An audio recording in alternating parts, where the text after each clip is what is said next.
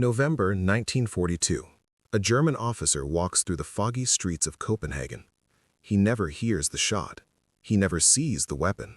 One moment he's alive, the next he is dead on the cobblestones, and his killer is already 3 streets away, the murder weapon tucked inside a coat sleeve.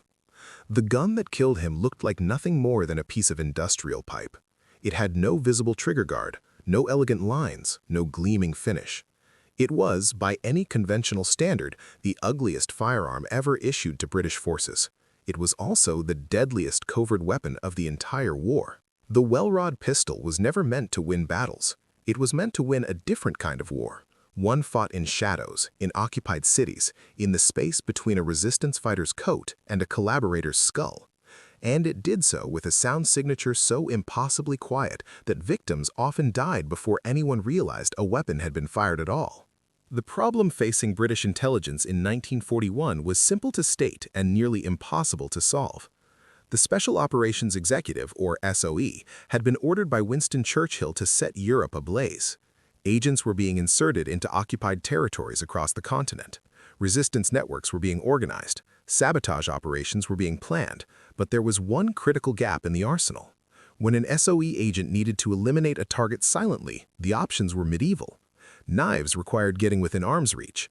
Garrots required strength and favorable positioning. Poison was unpredictable and slow.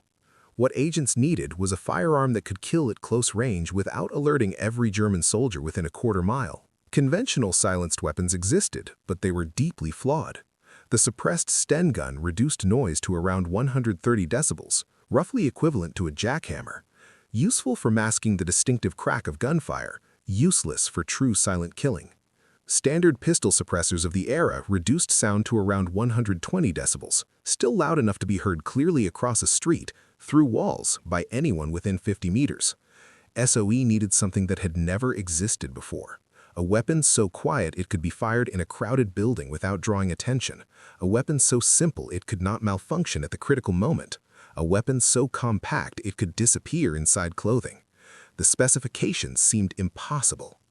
The task fell to a small team at the Inter-Services Research Bureau Station 9, located in Welwyn Garden City, north of London. The lead designers were Major Hugh Reeves and a small group of engineers whose names have been largely lost to classification. They approached the problem not as gunsmiths, but as acoustic engineers. The sound of a gunshot comes from 3 sources. First, the explosion of propellant gases escaping the barrel. Second, the supersonic crack of the bullet breaking the sound barrier. Third, the mechanical action of the weapon cycling. To achieve true silence, all 3 had to be eliminated. The Welrod team started with the bullet. Standard 9mm parabellum ammunition travels at around 350 meters per second, well above the speed of sound, which is approximately 343 meters per second at sea level. Every shot would produce a sonic crack regardless of how well the gases were suppressed. The solution was simple. Use standard 9mm rounds, but reduce the propellant charge, bringing muzzle velocity down to around 290 meters per second. Subsonic, silent in flight. The second problem was mechanical noise. Semi-automatic pistols produce significant sound from their slide cycling, ejecting spent cases and chambering new rounds. The Welrod eliminated this by using a bolt-action mechanism. The shooter manually worked a knurled knob at the rear of the weapon to extract the spent case and chamber the next round. Slow, certainly, but virtually silent. The third and greatest challenge was the propellant gases. When a bullet leaves the barrel, the expanding gases behind it create a miniature explosion at the muzzle. This is what produces the characteristic bang of gunfire. The Welrod addressed this with an integrated suppressor that was revolutionary in its simplicity and effectiveness. The suppressor was not an attachment, it was the weapon. The entire front section of the Welrod, comprising roughly 2/3 of its length, consisted of a series of baffles and expansion chambers.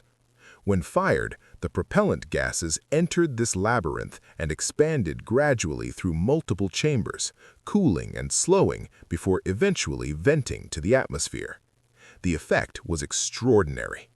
A standard 9mm pistol produces approximately 160 decibels at the muzzle.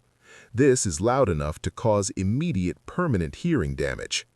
The Welrod produced approximately 73 decibels. This is roughly equivalent to a car door closing.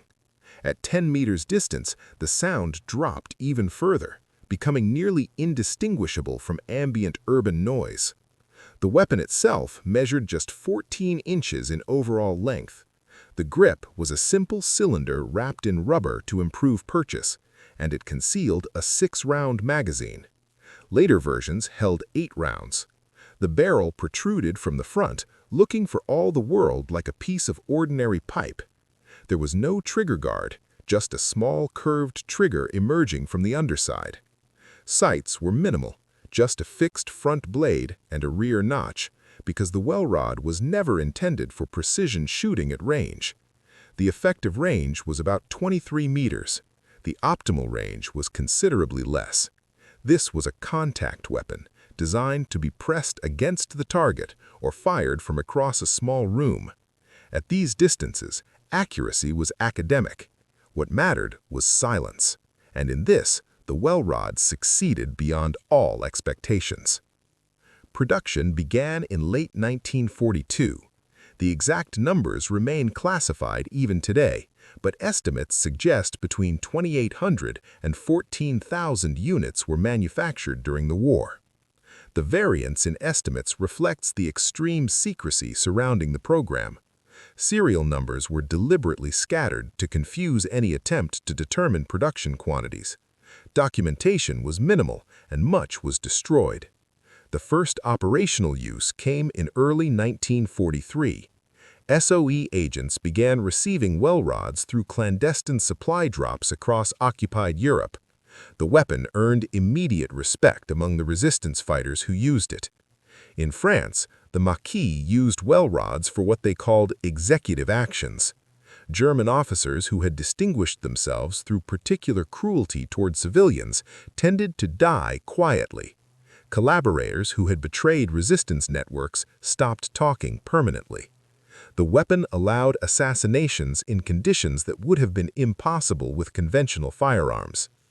One documented account describes a target being eliminated in a crowded Paris cafe. The killer walked out through a room full of people, none of whom realized what had happened until the body was discovered. In Denmark, the Holger-Danske resistance group employed Welrods extensively. Their targets included Danish Nazis, Gestapo informants, and German intelligence officers. The silence of the weapon allowed operations in urban areas in daylight in circumstances that would have meant suicide with any louder firearm. In Norway, SOE agents used Welrods during sabotage operations. Guards could be eliminated without alerting nearby patrols. The seconds of confusion following a silent killing often meant the difference between successful demolition and capture. The psychological impact on German occupation forces was substantial. Officers began to realize that the silence of a room offered no protection. The absence of gunfire did not mean the absence of danger. Informants became harder to recruit when potential collaborators understood that betraying the resistance might mean death without warning, without sound, without any chance to call for help. Comparison with German and American suppressed weapons reveals Welrod's unique position. German suppressed weapons during this period were primarily adaptations of existing service pistols. The Walther PPK could be fitted with a screw-on suppressor that reduced sound to approximately 115 decibels. This was quieter than an unsuppressed pistol, but still clearly audible as a gunshot. More importantly, German suppressor technology was designed for different purposes, primarily reducing the shooter's signature for snipers rather than enabling assassination in crowds. The Americans produced the high-standard HDM, a suppressed .22 caliber pistol used by the Office of Strategic Services. This weapon was notably quiet, achieving approximately 90 decibels. However, the .22 caliber round limited its effectiveness. Multiple shots were often required to ensure a kill, and penetration through heavy winter clothing was unreliable. The Welrod's 9mm round, even in its reduced powder charge, delivered substantially more stopping power. A comparison of specifications tells the story clearly. The Welrod achieved 73 decibels with a 9mm round. The HDM achieved 90 decibels with a .22 caliber round. German suppressed pistols rarely achieved better than 115 decibels. In the grim arithmetic of silent killing, the Welrod was in a category of its own. There was one significant limitation. The Welrod's integrated suppressor had a finite lifespan. The rubber wipes that sealed around each bullet as it passed through the baffle stack degraded with each shot. After approximately 20 rounds, the wipes compressed enough that gas began escaping around the bullet, increasing the noise significantly. Full replacement of the baffle assembly was required every 30 to 50 rounds, depending on ammunition and conditions. This made the Welrod unsuitable for any scenario requiring sustained fire.